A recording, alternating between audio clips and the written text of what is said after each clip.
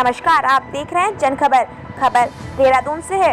Uttarakhand Congress committee के पूर्व अध्यक्ष किशोर उपाध्याय ने प्रेस वार्ता के दौरान कई मुद्दों पर मीडिया से बातचीत की।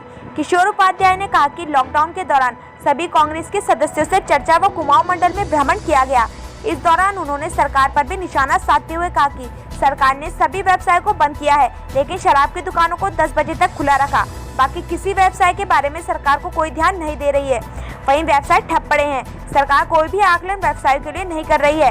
कोरोना से चारधाम यात्रा प्रभावित हुई है, जिससे गाड़ी व्यवसाय करने वालों को काफी समस्या हो रही है, जिसको लेकर किशोर उपाध्याय ने सरकार व राज्यपाल से आग्रह किया है कि एक आकलन किया जाए कि कोरोना काल में कितना नुकसान हुआ है और उसकी भरपाई के लिए क्या कुछ किया जा रहा है। वहीं उन्होंने कहा कि उत्तराखंड का 60% जनमानस बेरोजगार है, जो कि लगातार आत्महत्या कर रहे हैं। सरकार किसी की कोई मदद नहीं कर रही है। सरकार भ्रष्टाचार में डूबती जा रही है। PWD में 30 से 40% पैसा भ्रष्टाचार में जा रहा है।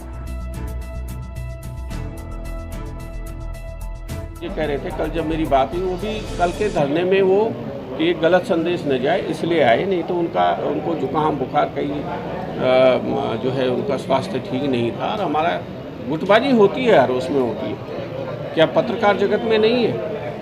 कुछ लोग संपादक जी के साथ होते हैं, कुछ संपादक जी के खिलाफ होते हैं।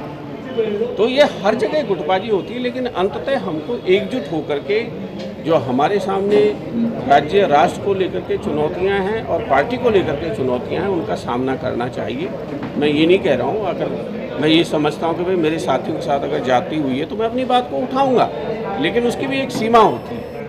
तो उस रूप में इसको नहीं लेना चाहिए। गुटबाजी होती है, लेकिन उसमें जो है मतभेद होने चाहिए, मनभेद नहीं होने चाहिए। हम कोशिश करेंगे कि ये बातें जो है मनभेद तक न जाए। देखिए, मैं पहले सबसे जो इससे संक्रमित हो रहे हैं वंशीधर जी, और हम बहुत लंबे समय तक साथ में हमने काम किया है, वो भले आदमी हैं।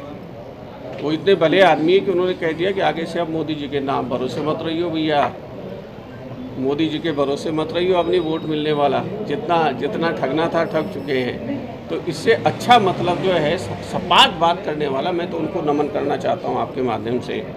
लेकिन उन्होंने कहीं न कहीं जो है लोगों के हितों के लिए कुछ किया होगा, और वो संक्रमित जो भी हुए हैं इस प्रदेश में वो सब जल्दी ठीक हो, मेरी ईश्वर से प्रार्थना है।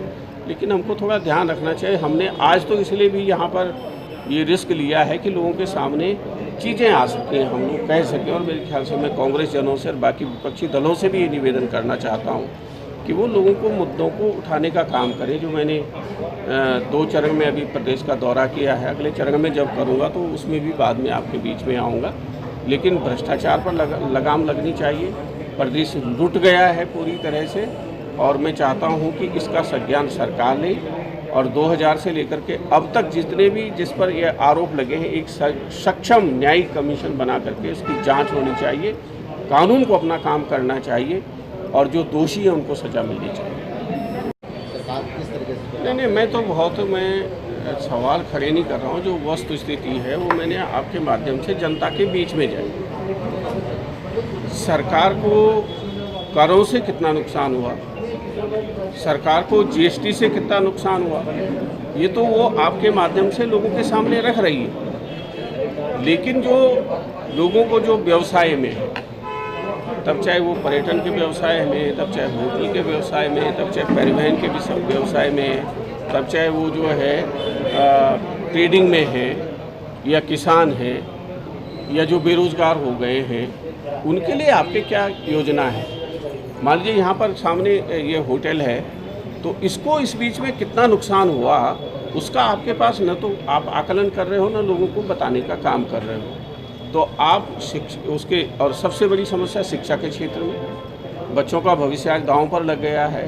तो इन सब बातों को लेकर के मैं चाहता हूँ कि आपके माध्यम से सरकार एक जो है ब्लैक एंड वाइट में जनता के सामने आए कि आप क्या कर रहे हैं। आपने स्वरोजगार योजना में किसी एक व्यक्ति को आप बता दो, किसी को जो है वो लोन मिला हो, उसकी जो हालत है। आप राजस्थान की हालत देख लीजिए, उन्होंने 20 करोड़ के लिए कहा कि भाई हम 20 करोड़ रुपया देंगे, और आप ये कह रहे हो कि हम साहब 2 साल में जो है आपको पैसा देंगे, हम आपसे जो है किस्त लेते रहेंगे, और 2 साल के बाद 25% अब हम आपको जो है उसमें छूट देंगे। तो इस तरह से तो राज्य नहीं चल सकता है। तो जो कोविड-19 की जो हालत है उसमें जो जनता पर प्रभाव पड़ा है, जनता सर्वोपरि है, उसके बारे में सरकार के सामने लोगों को बताने के लिए कुछ नहीं है और लोगों को लिए देने के लिए भी कुछ नहीं है। और इसी बीच में जिस तरह से भ्रष्टाचार ने सारी की सारी सीमाएं लांघ दी, तब चाहे PMGSY हो, PWD हो, तब चाहे हेल्थ के क्षेत्र में हो। आप बताइए, 2 CMO आपने यहाँ देहरादून के बदल दिए। तो इन सब बातों पर हम लोग जो इंद्रमणि बडोनी जी का जो जन्मस्थली है, हम घनसाली से इसकी शुरुआत करेंगे और इस प्रदेश को लूटने नहीं देंगे। सर हम लोगों ने चुनाव नहीं लगा, तो ये संविधान ने एक व्यवस्था दी है।